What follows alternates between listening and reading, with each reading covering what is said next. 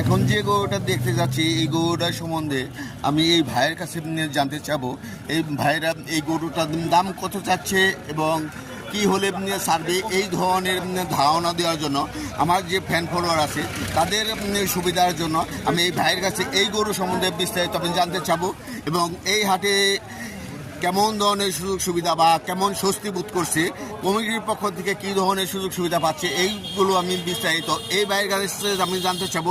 ভাই কোথা থেকে আসছে? আসসালামু আলাইকুম। আপনি এই গরুটা কোথা থেকে আসছে? চুরাডাঙ্গা থেকে। আপনি কয়টা গরু আনছেন? 22টা। কয়টা সেল হয়েছে? 3টা সেল হয়েছে।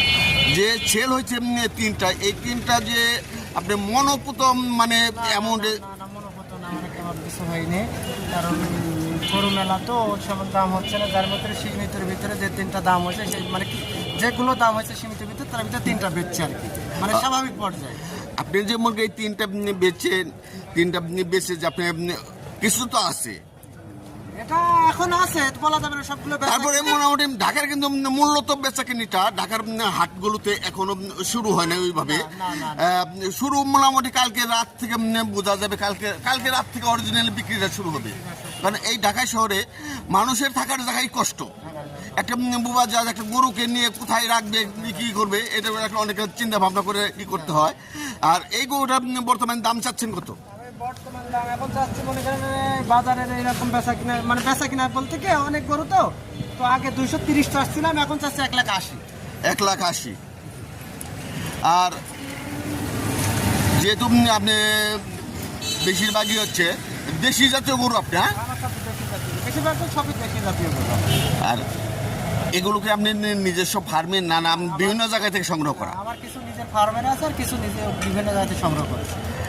আপনি যে এই জায়গায় যাচ্ছেন, কমিটির পক্ষ থেকে কি ধরনের সুযোগ সুবিধাটা পাচ্ছে? কমিটির পক্ষ থেকে সুযোগ সুবিধা ভালোই আছে, আবার দেখা যাচ্ছে ভালো বলাও যায় না, নিজের মতন করে চাবো তাদের সম্ভব নাই, এতগুলো গরু বাছুর মানুষের তারা কত সুযোগ সুবিধা দেবে। হ্যাঁ হ্যাঁ, সবগুলোটা হিসাব করতে হবে। তারপর আমার দৃষ্টিতে যেটা আমি দেখতে পাচ্ছি, যেহেতু আপনার জায়গাগুলো অনেকটা মোটামুটি অন্য সমস্ত ইয়ের চাইতে আপনার জায়গাটা ভালো। এটা একটা রাস্তার মধ্যে বা এই জায়গায় পাকা আছে, এই জায়গায় পানিটা বা বৃষ্টিটা হইলেও কাদা জমে না, এই কারণে আমার দৃষ্টিতে আপনি অনেক ভালো আছেন। ওই হাটের ভিতরে গেলে তখন বোঝা যায় এই পন্থ